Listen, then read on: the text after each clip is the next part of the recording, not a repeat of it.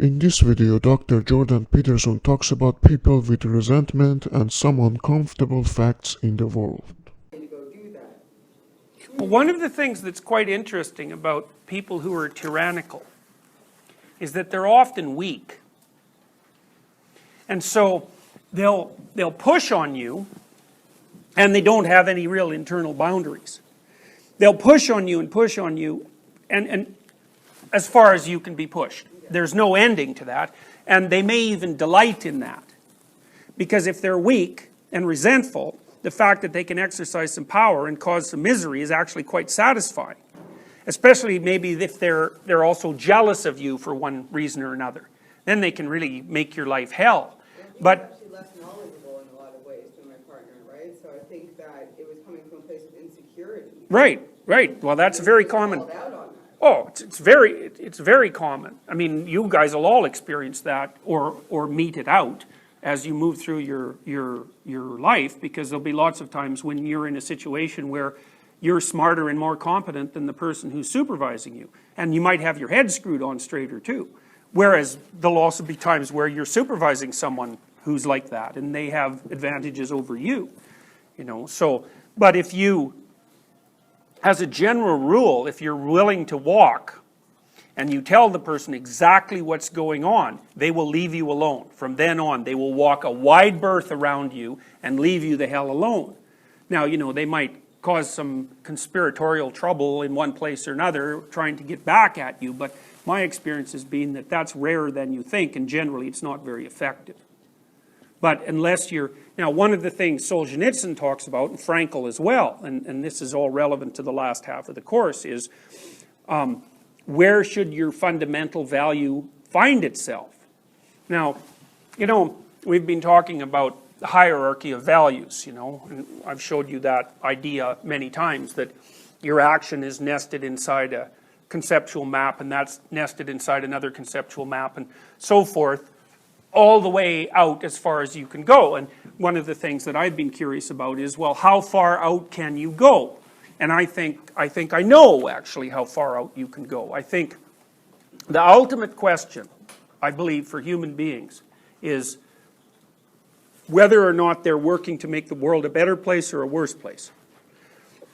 And you could say better by whose standards or worse by whose standards, but I don't care about that question. Because I would say that for each individual, they're either trying to make the world a better place by their standards or a worse place by their standards. So the question of absolute standards actually doesn't enter into it. So because if you're resentful and well, we'll just go with resentful, because resentment moves towards genocide fundamentally. Now it takes a while to get there, but that's really where it's headed. If you're resentful, what you're going to do is try to make the world a worse place in whatever creative manner you can think up. And you'll know it's worse. I mean, you might be a little wrong, and maybe by accident, sometime when you try to make something worse, it'll get better, but that's just a mistake. It's not like you don't know what you're doing. You bloody well know what you're doing. And I think people know exactly what they're doing at each time they make a decision.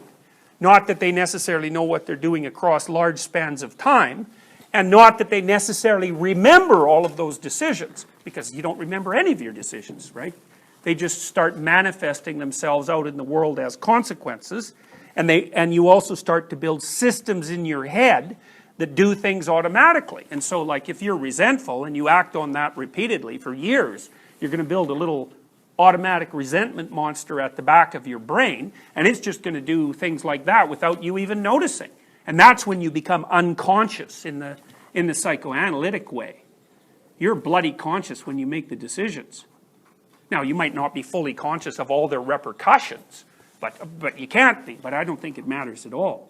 The other thing that I've observed, or I think I've observed, is that I've never seen anyone ever get away with anything they ever did.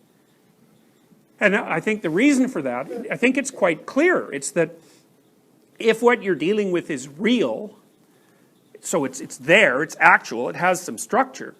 If you bend or twist it, that twist and bend stays there. It's going to snap back. It's going to cause some trail of, like some causal trail of trouble. Now, the trail might be so peculiar and bizarre that by the time it produces a negative outcome for you, you have no idea what the initial cause was, but I can tell you a tremendous amount of what you do in psychotherapy, especially of the more psychoanalytic variety rather than the behavioral problem-solving variety, which is also extraordinarily useful. In fact, it's primarily useful, is, okay, why did this happen? And you trace it back, and you trace it back, and you trace it back, and you trace it back, and then all of a sudden the person goes, aha! There's how the dominoes fell. You know, and sometimes it's horrifying because sometimes the initial problem isn't even the person's. It's like something that happened between their mother and their mother's father, you know. So you can certainly be the person who inherits multi-generational karma. I mean, that's basically Osiris. You can think of Osiris as multi-generational karma. You know, you inherit all of the errors that are embedded in the adaptive system.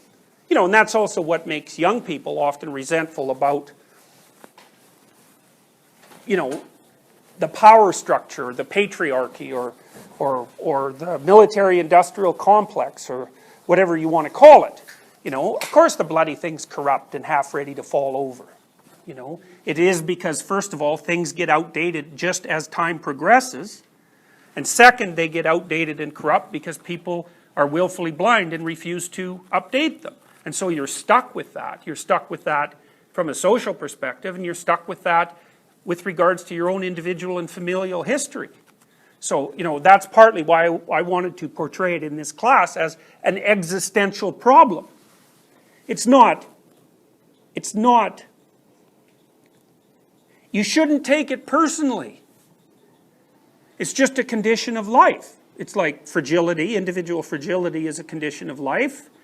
You're stuck with having to deal with that.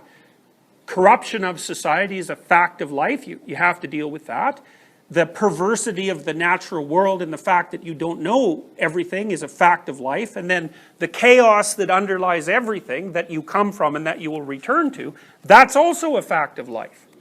And so then the question is, and those are ugly facts, because I've only concentrated on the negative element there, but those are ugly facts. So then the question is, well, what should you do about that? And despair and nihilism and resentment are a perfectly logically reasonable response. The problem is, though, as far as I can tell, is that all that does is turn tragedy into hell. And it turns out that hell is actually worse than tragedy.